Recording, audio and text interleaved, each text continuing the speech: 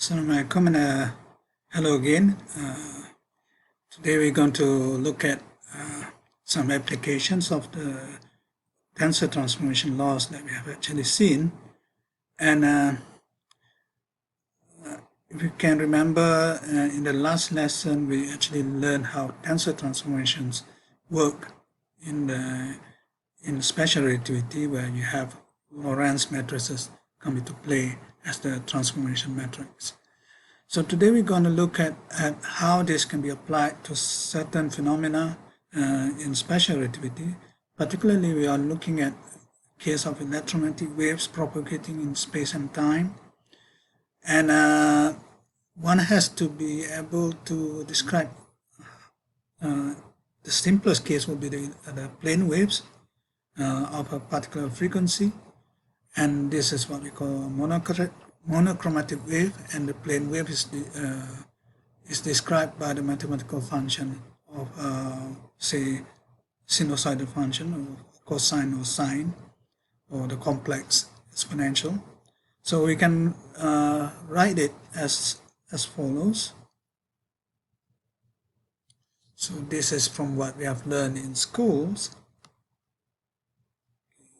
Well, I mean, in a complex exponential form, that essentially in a complex exponential form the plane waves is actually given by this exponential, and the argument there is essentially what you have seen in school, which is if it's one-dimensional, it will be kx minus omega t.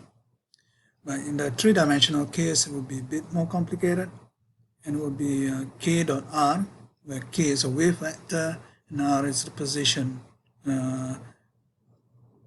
with respect to which the point in the wave. Okay. So if we take the real part of this, then we have your, say, a sinusoidal function, and we can rewrite in terms of cosine, and generally we can add an extra phase over here just to make it more general, where alpha is what we call the phase difference, and k over here, as I've mentioned, is your wave vector. The wave vector is actually connected to the propagation direction, in the sense that, okay, the propagation direction is given by n, where n is a unit vector. Okay. Then your k will be simply, this is coming from special electromagnetic waves, omega equals ck, so this is k equals omega over c times the direction of propagation. So in other words, your wave vector essentially tells you how the electromagnetic wave propagates. Your omega is essentially the angular frequency. If you want to connect this with the normal frequency, it will be multiplied by the normal frequency will be multiplied by 2 pi to give you the angular frequency. So in other words, if one simply writes the magnitude of the k wave vector, which is what we call the wave number, so this wave number will be essentially given by the frequency, okay, which is given over here. This is omega over c, simply omega over c without the n there. So you have the 2 pi frequency over c, and since c equals the frequency times the wavelength, so you get back to this normal formula for your wave number. Yes, k equals to 2 pi over lambda. Okay. So in other words, we can now simply use this formula, which is we have not included anything with respect to relativity here as yet. Okay, so what we want to do is, okay, in the sense that the cosine, its argument must have a scalar. Okay, so you cannot have something more complicated than scalar. So in other words, if one looks at the form of this particular, let's take alpha equals 0 to start with. Okay, if we look at k dot r minus omega t, it looks like a inner product of some I call some 4 vector together with position vector, which is r, and essentially the fourth component of the position vector will be your c times t. So in other words, one can define a new 4 vector, okay, in such a way that the spatial part corresponds to the normal wave vector. Okay, so this is your 4 wave vector. Okay, and this is 4 wave vector, and this is your 3-dimensional wave vector, where the fourth component is just simply given by the angular frequency over the speed of light, where y is omega over c, because your fourth component of the position vector is ct. So when it gets multiplied, k mu x mu, your ct will get, your c in the ct will get cancelled out with the c in the omega over c. So in other words, what we will have is essentially the form that we had earlier in the ordinary sense, and this is none other than a scalar. Okay, so that's convenient. So psi is essentially a scalar, being a cosine over a scalar. So one can simply look at psi, being a scalar, it doesn't actually changes under any change of coordinates because it's scalar. So, but we can see that the thing inside it can change. So this involves a component of a 4 vector and a component 4 vector multiplied together. Okay. So in other words, what we can do is to, okay, we know how x mu transform, okay, from some old coordinates to some new coordinates x mu dash. So in this particular way. So what we have is, we have the following. Essentially, this is actually the inverse Lorentz coordinate transformation. And what we have is essentially, when it's combined, you can see that, okay, this should be, this part of the vector over here should correspond to the new wave vector in the new coordinate system.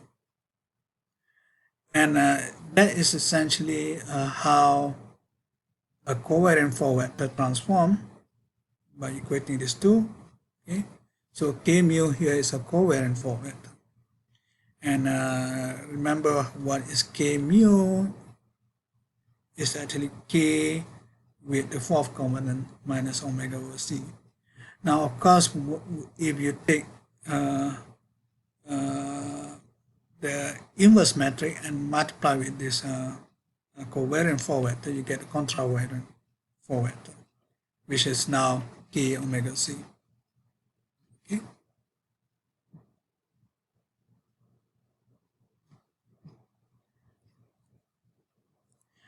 So we call this contravariant 4 vector is the wave 4 vector, and the k mu for the covariant case will be the dual.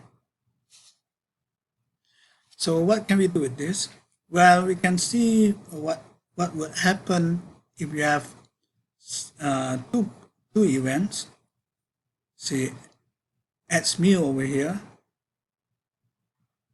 at the beginning of some propagation of the wave, and x mu plus delta x mu at the other end. So one can actually calculate the phase difference between this initial point and the called the end point. So the phase difference are essentially given by this delta phi. Okay. So remember that the phase is actually carried by, go back, the phase is actually carried by this quantity in the bracket. Okay, so in other words, delta phi will be k mu times x mu plus delta x mu, which is the end point there, minus k mu times x mu, which is the initial point. Okay, and then essentially you can rewrite this in terms of the interval of the position forward. Okay, and this essentially fits the idea of, okay, your k mu in some sense will measure the number of complete waves within the interval, okay, multiplied with the interval delta x mu. Okay, and this is a scalar. So this in the old coordinate system and this in the new coordinate system. So let's move on and see what we can do with this. The magnitude of the wave vector is given by the inner product of the wave vector with its dual, and this gives you essentially this quantity, the square of each component, okay, add up with only the fourth component with a minus sign. Okay, but that for the electromagnetic wave is essentially zero, because your k squared is equals to omega squared over c squared. So in other words, k mu here essentially is a null vector.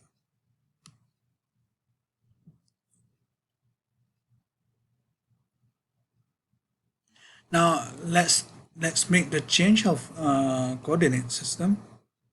Let's consider the case where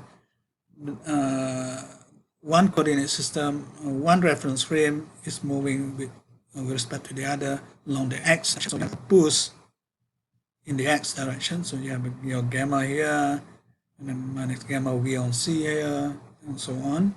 Okay, and we can use this Lorentz transformation and multiply it with the wave vector to get the new wave vector in the dash coordinates. So let's do this. So when you see this, you actually have a sum between the new and new. So, but then you'll find that if you restrict yourself to the fourth component, okay, let's look at the fourth component. So you have k4 dash L4 dash new k new, and L4 dash new is the fourth, essentially the fourth row. Okay, remember the first index corresponds to the row multiplied with k new, and you'll see that by right, if there's non-zero terms here, then you have this multiplied with k1, this multiplied with k2, and this multiplied with k3, and this will multiply with k4. But since this is zero, the only terms that's going to appear in this particular case will be just your k1 and k4, because the matrix elements here are essentially zero. So putting all this together,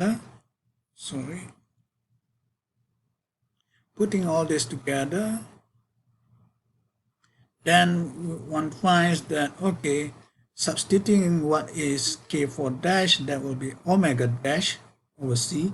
Remember, c is constant. Omega dash is a component in the 4 vector.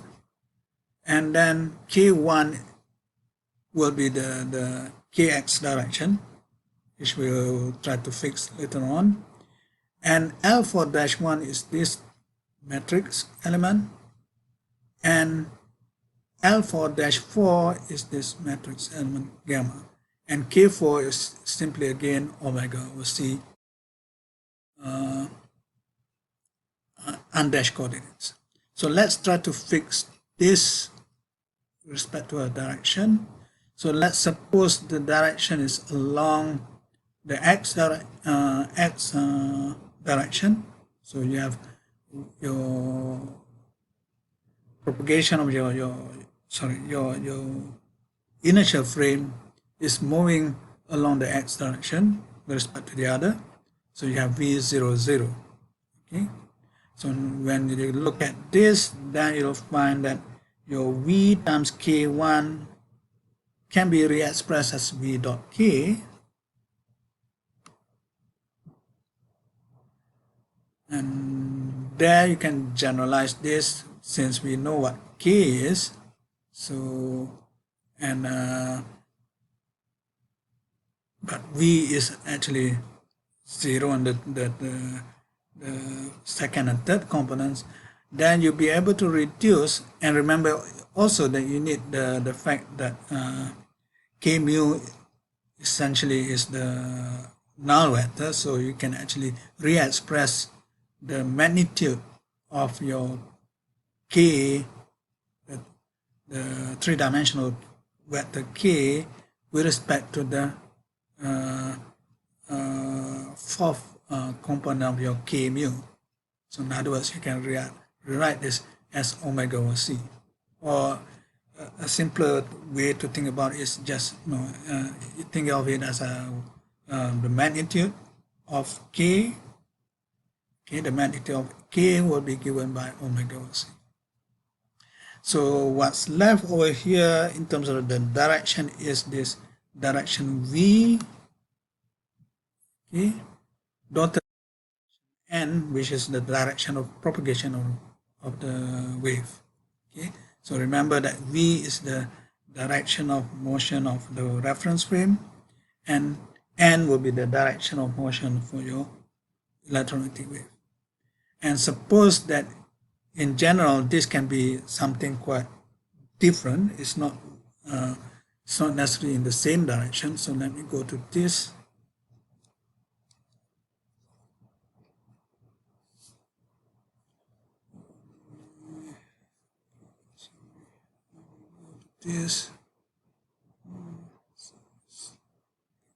So in other words, one have the motion of the frame in, say, x direction here, but you can have the propagation of the wave coming in this direction, say, is from some source, and this will be carrying the what you call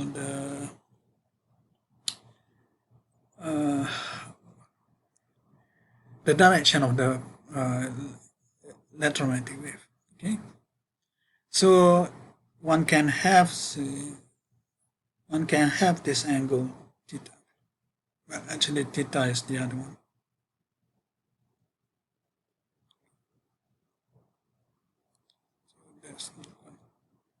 So that's not quite theta there. Okay. So you have, in other words, your diagram should be something like that.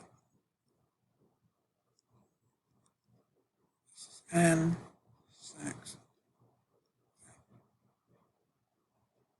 x the basis axis. So that is the angle. Oh, sorry. Or maybe I should redraw this. Let me remove this.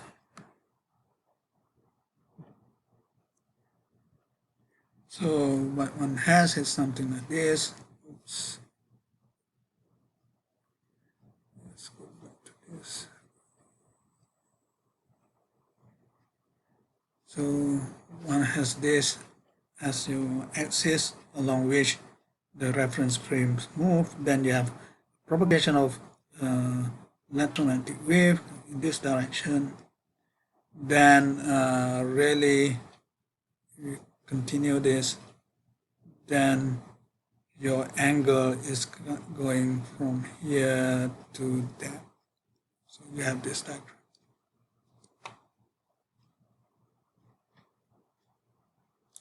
Okay, so we have that in general. So you have omega v on c cos theta.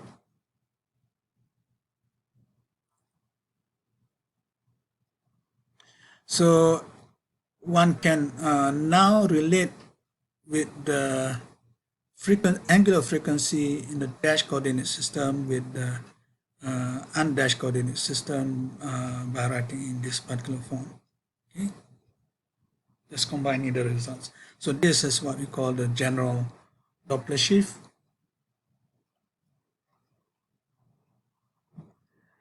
So if one needs to make a bit more specific, we can do the case where theta equals 0.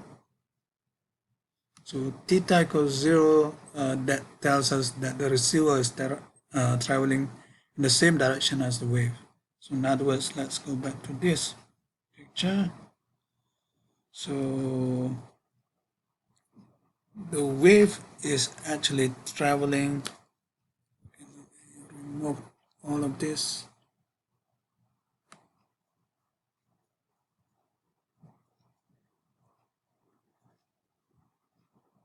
So you have the wave traveling this direction, and if it's also the motion of the reference frame is moving along the same direction, then you have actually this.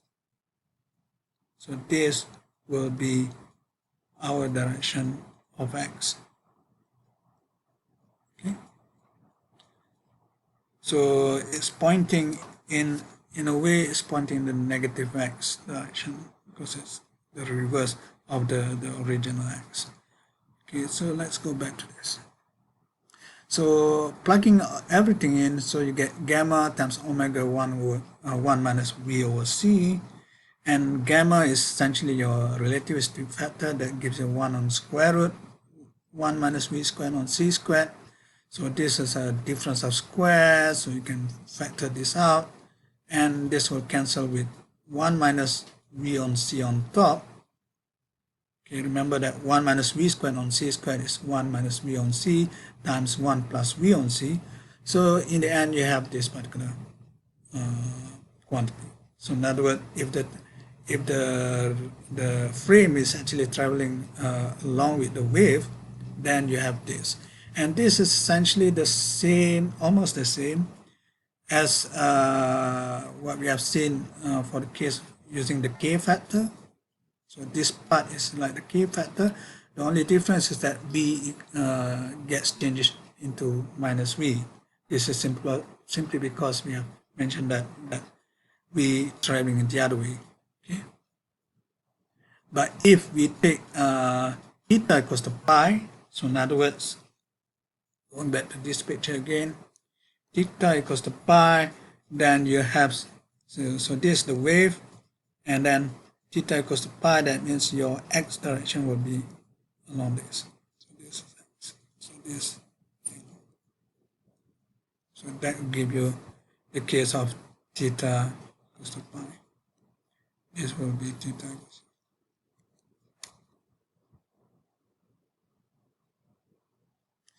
And then essentially that will give you the what we had for the k factor. Okay. Now the inverse transformation is just replacing the v with minus v. So essentially if we had the one before,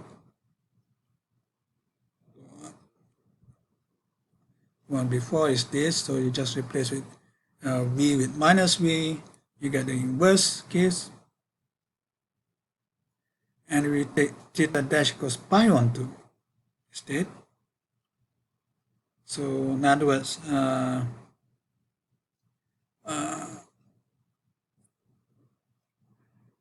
what we had is in this particular case is the case where in the dash coordinate system, the wave is actually traveling perpendicular to the motion of the reference frame. Okay. So what do we have in this case? So you plug this in, and you'll find that, okay, you get this particular formula, and this is actually known as the transverse Doppler effect.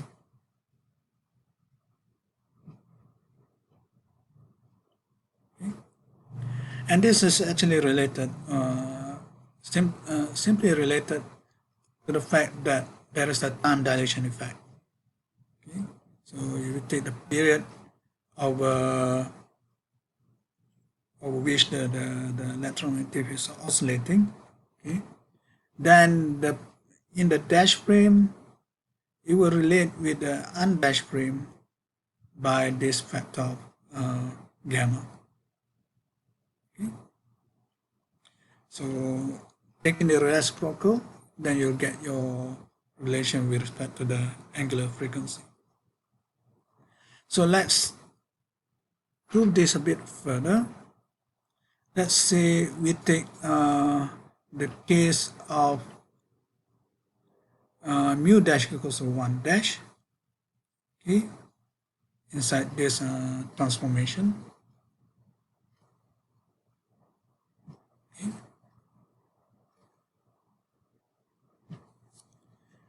And put mu dash equals to 1 dash, so you get k1 dash l1 dash mu k mu, and then you take the sum and you use the same Lorentz transformation that we had earlier, which essentially one reference frame is moving in the x direction with respect to the other, okay, and then you'll find that you get this particular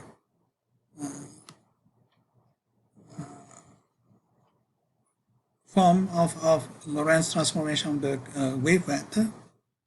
So, and in this particular case, you plug in your k1, now written in terms of the omega OC times cos theta, and then k4 is simply your, that would be essentially your omega. So in other words, there's omega from here, there's omega from here, well, omega OC from here, so you get omega OC as a common factor, so you get this particular form. Okay. And for this is just your x component, which is written in terms of the cos theta in this way. So you have relationship between the components. And finally, you will be able to rewrite your theta dash as an expression in terms of the origin of theta in this way. So what we have is a relationship with respect to the angle of the propagation of the electromagnetic wave. Okay?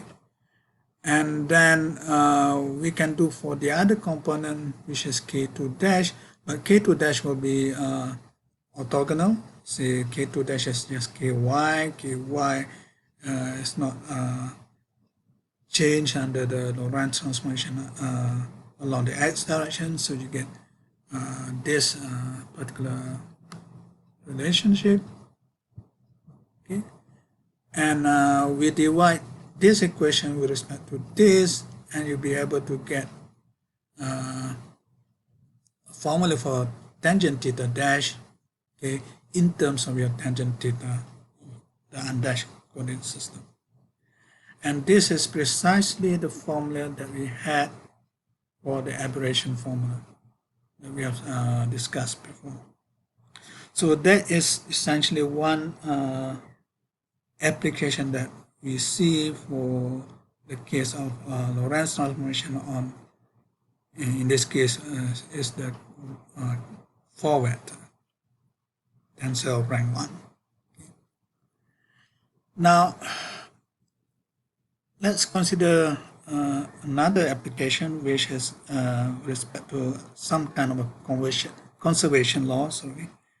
So if one looks at how a tensor transform Okay, and you have the transformation law. But suppose you take the derivative of that. So the derivative, so you take the derivative with respect to some coordinate x alpha, and this is normally in terms of relativistic notations defined as comma alpha. And when you write down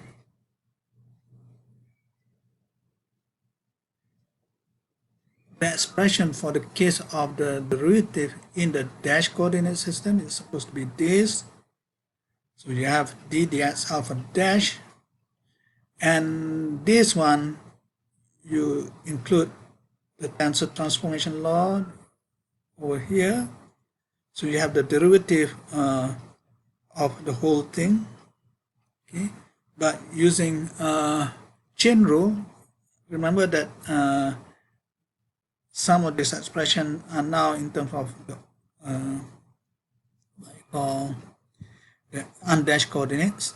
So you change it to the case of an undashed coordinate. So you have a chain rule over here, and then you have this derivative over here acting on this.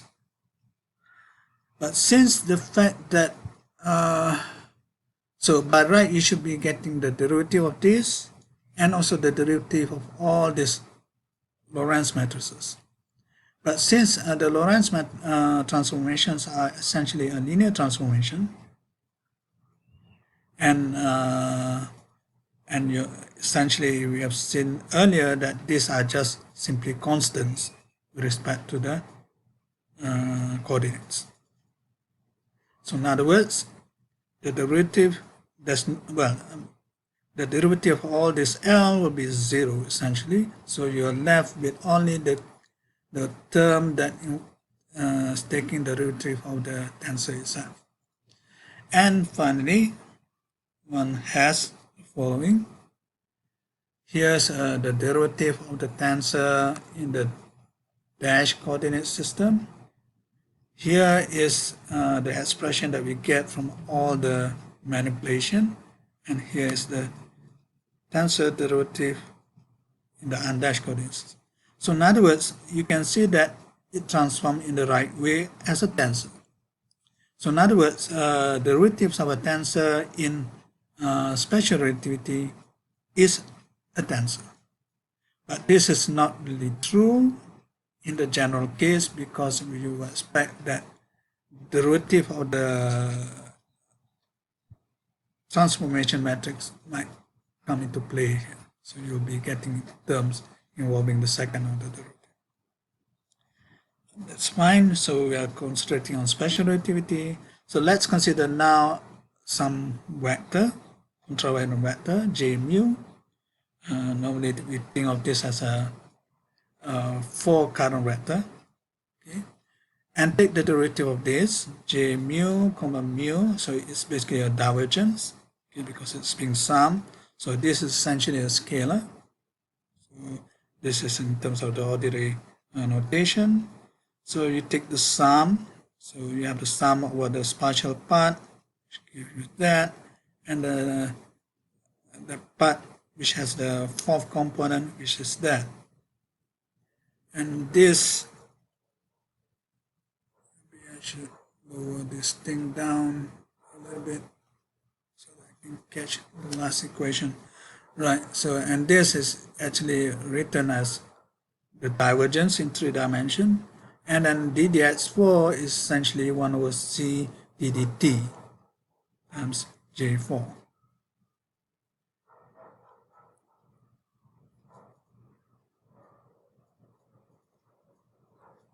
Okay. Now let's suppose if we take j mu being the derivative of a scalar. Okay, so in other words, so it's essentially the derivative of x mu, covariant position there, and then you get your partial mu on top. So what do we have in this particular case? D mu j mu will be d mu phi, which means when you expand this will be your del squared di expanded to this form, your Laplacian in 3 dimensions, and d4 is essentially minus 1 on c squared dt squared. So what essentially we have is essentially this d mu phi is essentially your wave equation for your scalar phi. And this quantity del squared minus 1 on c squared d squared dt squared, okay, is sometimes given this notation of this square box. And this is like a 4-dimensional generalization of a Laplacian, and we call it as D'Alembert. Now consider the case where your j mu comma mu equals 0. Okay?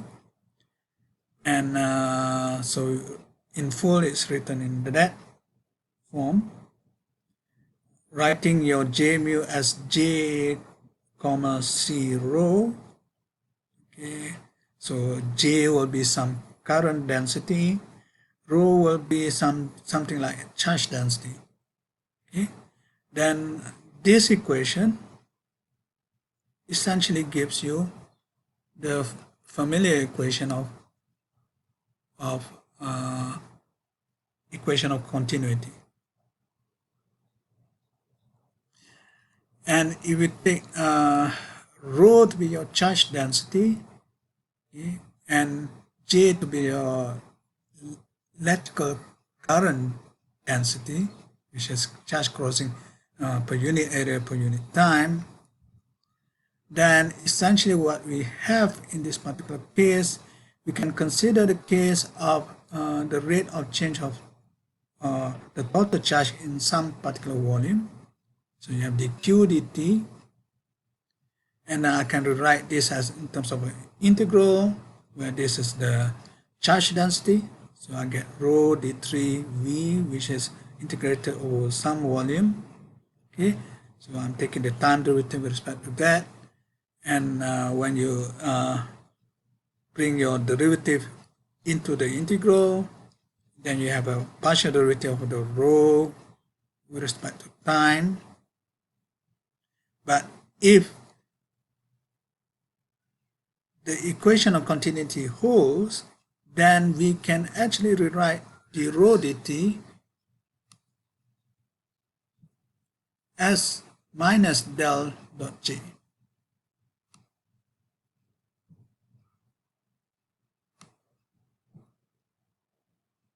Okay.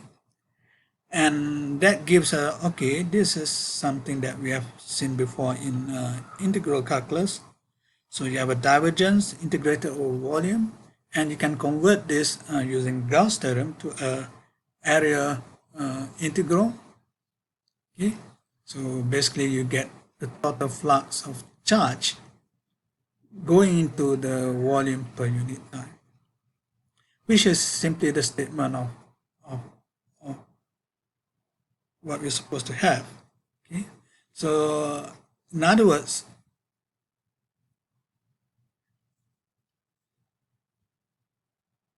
if there is no change in charge density, in the total charge, then essentially what you have is essentially a statement of a conservation of charge. So if there is a change in charge density, that reflects that there must be some current density going into the volume. So this is another convenient thing. Essentially, in this particular case, a reflection of a conservation law done in a relativistic form. So this will be useful later on. So I'll stop there for today. So hope to see you again. Bye.